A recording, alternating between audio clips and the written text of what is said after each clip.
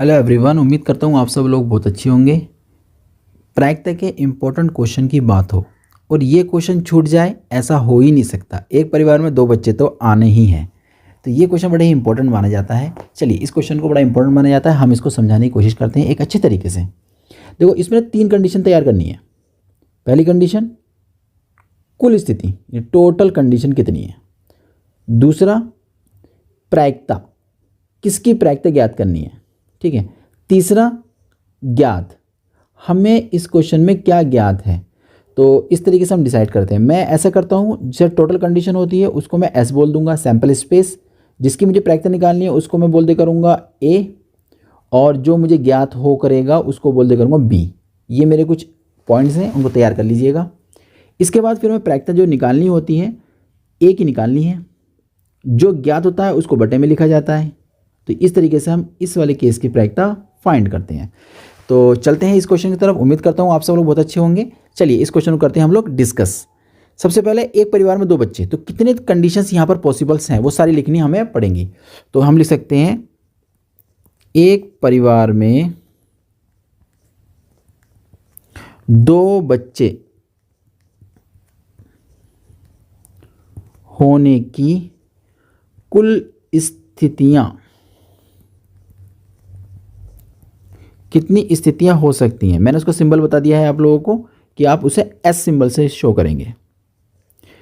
दोनों लड़के हो सकते हैं, ऐसे भी हो सकता है पहला लड़का हो दूसरी लड़की हो, ऐसे भी हो सकता है पहली लड़की दूसरा लड़का, ऐसे हो सकता है पहली लड़की हो और दूसरी भी लड़की हो।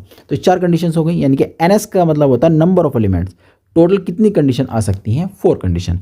अब हम ज्ञात करते हैं क्या, अब हम क्या करेंगे, ए को फाइंड करेंगे। ए कौन है, प्रायिकता। किसकी प्रायिकता निकालनी है, देखो वो कह रहा है साफ साफ दोनों बच्चों के लड़के होने की प्रायिकता ज्ञात करनी है। ओके ओके, तो ए बराबर हम लोग क्या कर लेंगे, घटना ए क्या होगी, फिर घटना लिख देते हैं। चलिए इसको, घटना ए, दोनों बच्चों के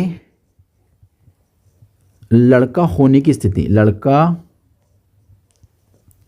होने की स्थितियां, चलो यह लिख देता हूं मैं, स्थिति एक ही बनेगी बस, है ना, दोनों लड़के होने चाहिए। तो केस कौन सा बनेगा, वो हमारा ओनली ये वाला केस बन जाएगा, है ना। तो दोनों लड़के होने चाहिए, केस बन जाएगा हमारा दिस। तो ओनली आपके दोनों लड़के आ गए ये भाई। अब ए में कितनी कंडीशन पॉसिबल है भैया, कंडीशन आई ए में 1, कोई बात नहीं। अब इसके बाद क्या करना होता है, हमें ज्ञात वाले पर बात करेंगे, यानी कि जो हमें ज्ञात होता है। तो ज्ञात क्या है हमें, वो साफ साफ हमें यह कह रहा है कि बच्चों में से कम एक बच्चा लड़का है। ज्ञात हो कि बच्चों में से कम एक बच्चा लड़का है, तो डजेंट मैटर, कोई बात नहीं। तो घटना भी क्या हुई है आपकी, कम से कम एक लड़का होना चाहिए ना। तो कम से कम एक बच्चा लड़का होने की स्थिति या स्थितियां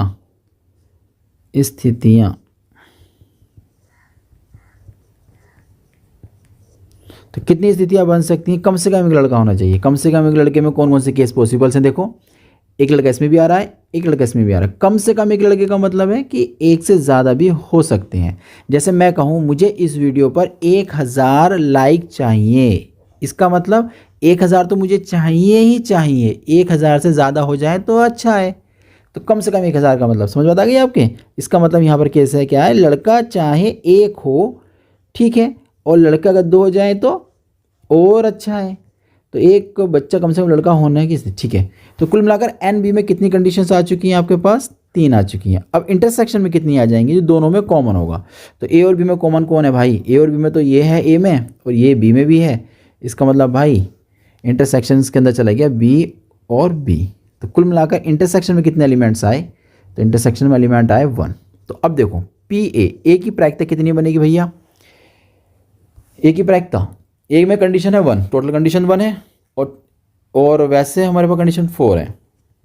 पी वी, तो बी में टोटल कंडीशन कितनी है, 3, और वैसे टोटल कंडीशन हमारे पास 4 है।